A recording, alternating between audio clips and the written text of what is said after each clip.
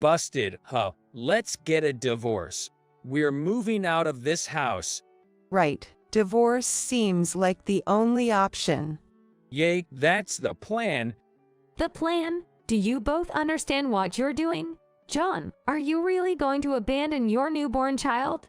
And Mom, are you really leaving Dad just because he's become physically disabled? Do you have any idea how morally wrong that is in society? Oh, don't talk about it, as if I'm abandoning anyone. We're leaving this house, but I have no intention of divorcing your father.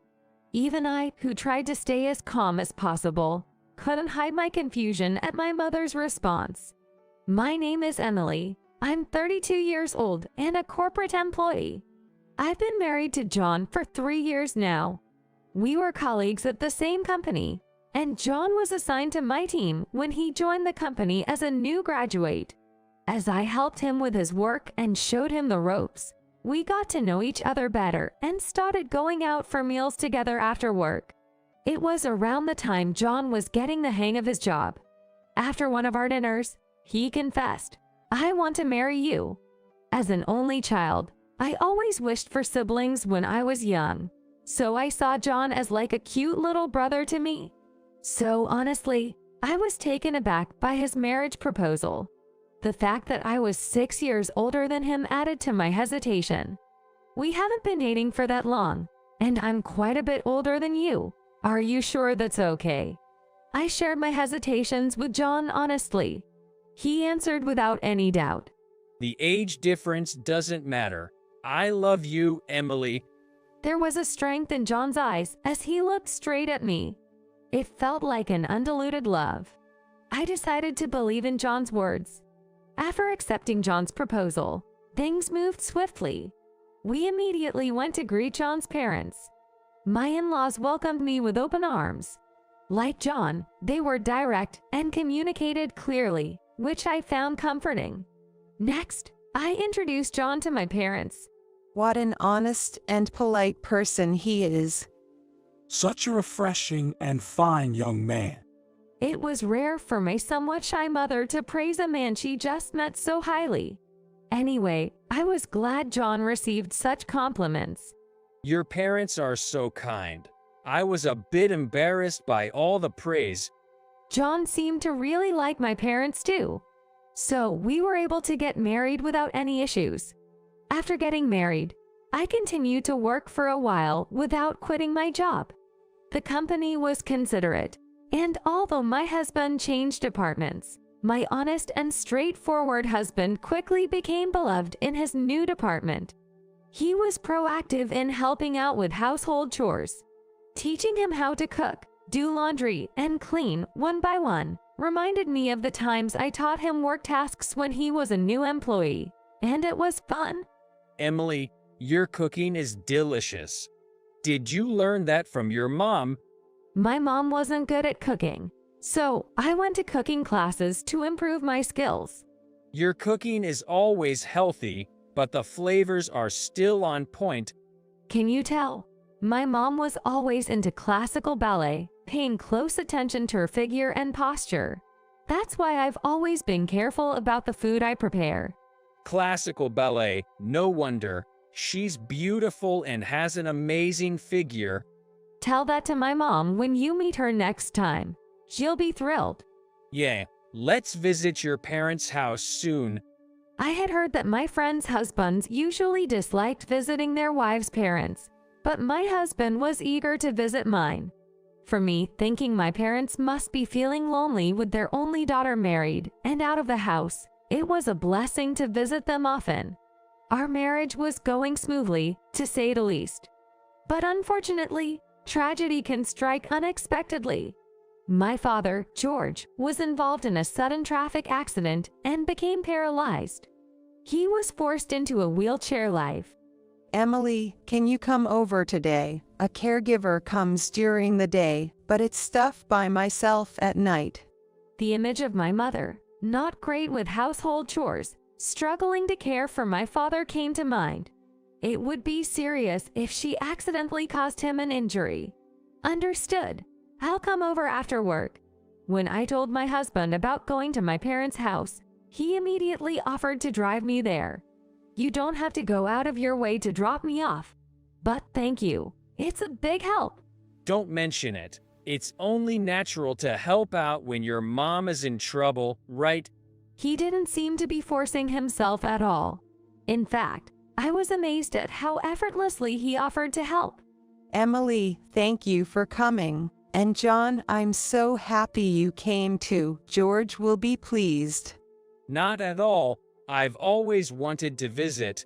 Emily, it's about time for George to go to the bathroom. Can you check on him? Got it. I'll go to Dad's room. Is there anything I can help with? Please don't hesitate to ask. Could you help carry some stuff? Ever since George needed a wheelchair, it's been hard for me to move heavy things. I'll show you where. Could you come with me? Sure, leave it to me. Without showing any displeasure, my husband followed my mother. Watching his back, I felt deeply grateful to him from the bottom of my heart. Emily, John came too. Dad, were you awake? Or did John's voice wake you up? It's fine. It's good to see you're well. More importantly, Emily, I'm sorry for all this trouble. I keep causing you hardships. Don't talk like that. More importantly, Dad, do you need to go to the bathroom? Yeah, maybe you could take me. As I slowly pushed my father's wheelchair, I remembered how he had supported me through college. I thought it was time to give back. After caring for my father, my husband and I went back home. Sitting in the living room, sipping tea, John made a suggestion. Given the situation, why don't we live with your parents? From what I've seen today, it's going to be tough for your mom and dad to live on their own. That might be true, but are you sure you're okay with that, John? I'm fine with it. We'll make it work. I was truly grateful for my husband's suggestion. It might be overthinking, but it felt like he had voiced something I had been considering for a while. Unlike us, my mother was significantly younger than my father. My father had managed a well-known trading company. My mother, who had performed in classical ballet when she was young, caught my father's eye when he happened to attend her performance with some colleagues. He waited for the show to end, hurriedly sent a colleague to buy flowers, and then gave my mother a big bouquet, which led to their relationship. Initially, my mother struggled with household chores, so my grandmother would come over to help with cleaning and cooking. Come to think of it, the seasoning in my cooking does resemble my grandmother's. No doubt, she cooked with my mother's figure in mind. My mother was someone who, as long as she looked beautiful, was indifferent to other things. My father was tolerant of such an attitude, seemingly content with just admiring my mother's beauty. I sometimes thought that's just how marriage is, but when I went to college and started living on my own, I realized our family's values were quite different from societal norms.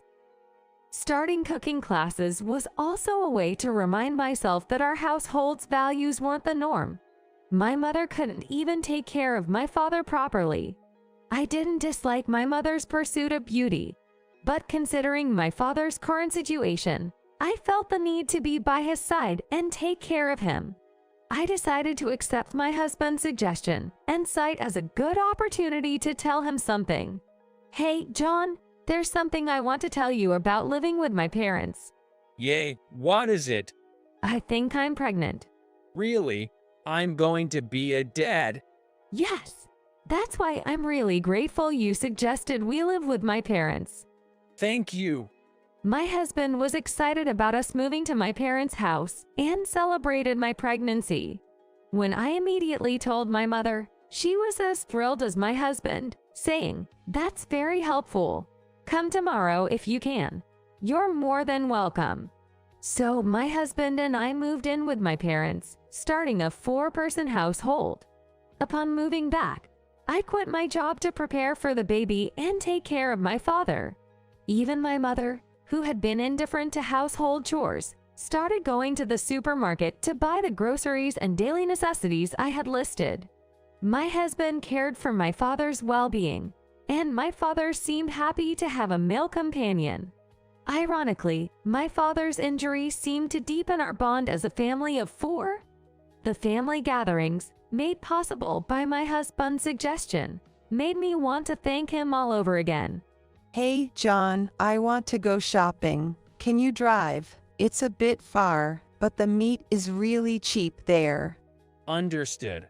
I'll go with you anywhere. By the weekend, it had become a habit for my mother and husband to go shopping together. I wonder what kind of relationship people would think the young-looking mother and my husband have just by looking at them.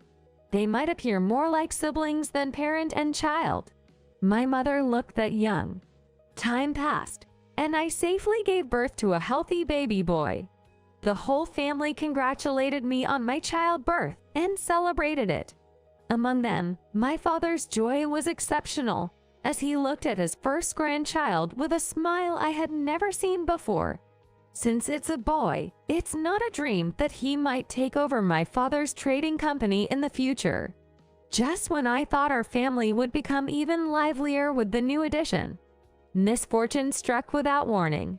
One day, when I was about to go buy diapers and formula, I found that the usual store was out of stock.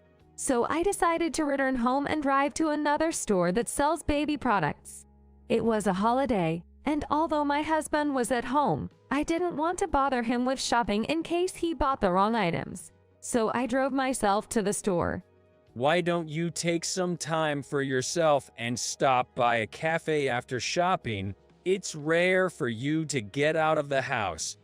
I remembered my husband saying that as he saw me off at the front door. I appreciated his thoughtfulness, but for some reason, I also had a bad feeling. Despite not being fully recovered from childbirth and lacking in strength, I wondered why he wouldn't accompany me to the store. Normally, my husband would insist on driving even if I said I was okay. Unconsciously, I made a U-turn and headed back home, thinking of an excuse for my son's return. As I arrived, I heard a strange noise. Following the sound, it seemed to come from my mother's room on the second floor. My father's spacious room, once on the second floor, is now ours, and due to his wheelchair, his room is on the first floor. My mother's room is next to ours on the second floor. First, I quietly peeked into my father's room. He was lying in bed, taking his usual nap. There was no sign of my mother or husband on the first floor. The bad feeling I had when I turned the car around was turning into a sense of foreboding. With each step up the stairs to the second floor, the strange noise grew louder. Upon reaching the second floor hallway, the strange noises were accompanied by the heavy breathing of a woman. There was no room for doubt. I was oddly calm. Standing in front of my mother's room, my bad feeling turned into certainty. I took out my smartphone, opened the door, and simultaneously hit the record button for video. There they were, my husband and my mother, entangled and naked. Silence ensued. They stood there, mouths agape, unable to say anything even if prompted. I spoke quietly. First, get dressed, then both of you come downstairs. As coming down the stairs, I noticed the phone camera was still in shooting mode, so I hit the stop button on the recording. I didn't want to watch what I had recorded, but it could serve as evidence if needed. When did the two of you start this affair? My husband wouldn't look up, avoiding eye contact. In contrast, my mother sat defiantly in a chair, crossing her legs. Well, since it's out in the open, I'll be clear. It wasn't long after you and your husband moved into this house. That's when John said he loved me. Really? I'm sorry, Emily. Your mother was so attractive. I couldn't control my feelings. I thought it was rather my place to be unable to control my feelings. Even though I tried to remain calm, there was a limit to my patience. Just because you can't control your feelings doesn't mean everything is forgivable, right? Whether it's forgivable or not doesn't really matter anymore, does it, John? Yes, yes. We knew it was unforgivable from the start. That's why we had a plan in case it ever came out. Right, John. Since it's out, let's divorce. We'll leave this house. Yay, we have no choice but to divorce. Yay, that's what I plan to do. That's what you plan. Do you both understand what this means? John, are you going to abandon your newborn son? Mom, are you going to leave Dad now that he's disabled? Do you both truly understand how morally wrong this is? Oh, don't talk so negatively. I may be leaving this house, but I have no intention of divorcing George.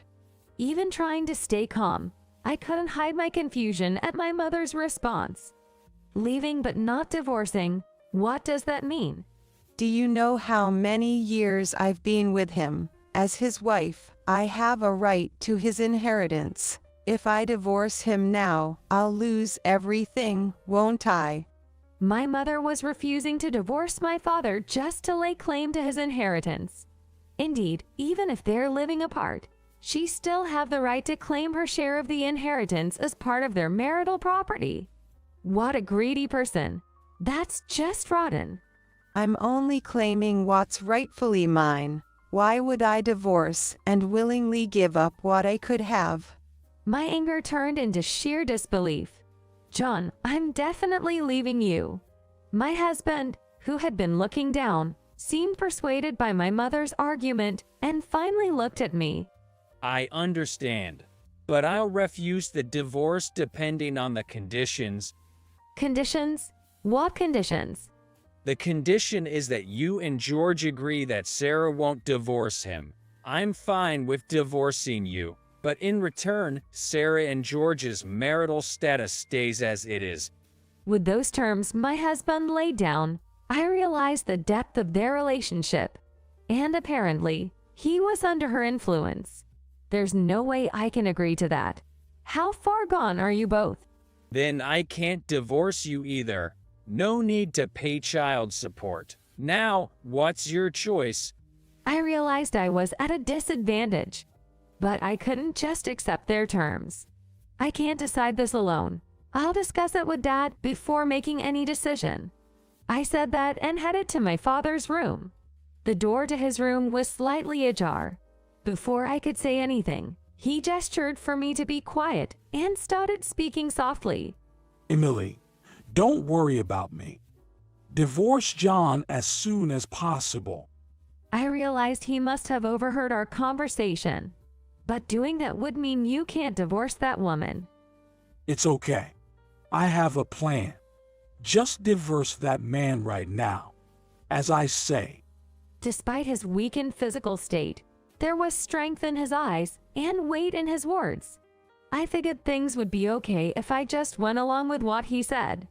Believing in him, I went to declare that I would divorce my husband and accept keeping my parents' marriage intact. Let me know as soon as he passes away. With those parting words, my mother and ex-husband left our family home. Dad, I'm sorry. It's all because of me that this happened. If only I hadn't married that man. There's no need to worry. Those two will face the consequences of their actions soon enough. I couldn't grasp what my father was planning, but I could see in his eyes that he was sure of his victory. What's your plan, Dad? I'm not foolish. Here's the strategy. With that, he slowly and carefully shared his thoughts with me. So that's it. Then we can certainly get back at them. From then on, I lived my life without concern for those two. During the day, a caregiver took care of my father, and I returned to work. My son grew healthy and strong. I've gotten pretty used to taking care of my dad after coming home from work. He enjoyed playing with his grandson. Watching them play so affectionately, I realized my son bore more resemblance to my father than to my ex-husband. I hoped that when he grew up, he would be like my father. 3 years passed amidst these busy days. My father had been unwell for a while and was hospitalized. His condition never improved, and he passed away quietly. I was calm, because I had prepared myself since his hospitalization. Looking at my father's peaceful face, I felt ready for what was to come. I immediately started arranging for his funeral. Many people attended my father's funeral. He was well liked. Among the attendees, I spotted those too. It's been a while. Good to see you're doing well. What are you two doing here? When one's husband dies, it's only natural to show up at the funeral. After abandoning your own husband and grandson, you have the nerve to show up. You know, Emily, men and women are bound by instinct. Rationality doesn't apply to those drawn together by instinct. Understand? If you believe that, why come here? Why not stay together forever? My ex-husband interjected as if he had been waiting for the moment. We came to fulfill a promise. Promise? As we discussed before, Sarah has a right to your father's inheritance, doesn't she? Yes, I came to claim the inheritance as promised. Tell me how much I'm entitled to receive. When they brought up the inheritance, I had my response ready. Understood. However, there's not a single cent of inheritance to give you. What? What kind of nonsense are you talking about? Don't try to act tough by lying here, Emily. Sarah should be entitled to a portion of the inheritance, right? I'm telling you there's no inheritance to give to someone who's already divorced. When did he and I get divorced? I don't recall agreeing to a divorce. Mom, have you forgotten? You once confronted Dad with a divorce paper bearing your signature. The confidence on my mother and ex-husband's faces seemed to falter. I pressed on. Dad kept the divorce papers you thrust at him. Soon after you two left the family home, I filed them. There's no expiration date on a divorce paper, meaning from the moment I submitted it while Dad was alive, your marriage was officially dissolved. You're now nothing more than a stranger to Dad, not entitled to any inheritance. Can you understand this situation with reason, not instinct? I could see my mother and ex-husband's faces turn pale. Do you understand now? So there's nothing more to discuss with you two. This isn't a place for you. Before we knew it, a crowd of Dad's admirers had gathered around us, all of them directing hostility towards the two who had betrayed and hurt Dad and me. Realizing the situation, my mother and ex-husband quickly left without another word. I heard they had been living a life of luxury far beyond their means, quickly depleting my mother's savings and accruing debt, hoping to repay it with the expected inheritance from my father. But their plans were completely foiled. Where they are now and how they're living is unknown to me. Frankly, it doesn't concern me. I had started working at the trading company my father ran years ago. He taught me everything about the business during his lifetime. Thanks to that, I was able to take over as president after him. Now as president, I'm running the company my father built while raising my son. I feel my son's resemblance to my father grows stronger with each passing day. Someday, I hope my son will take over the company that my father built and I've protected, and make it even greater. But even if he chooses a different path, I plan to support his dreams with all my heart. As a parent, it's my duty to see him stand on his own 2 feet. No matter what happens, I'll never betray my son. That's what being a parent is all about.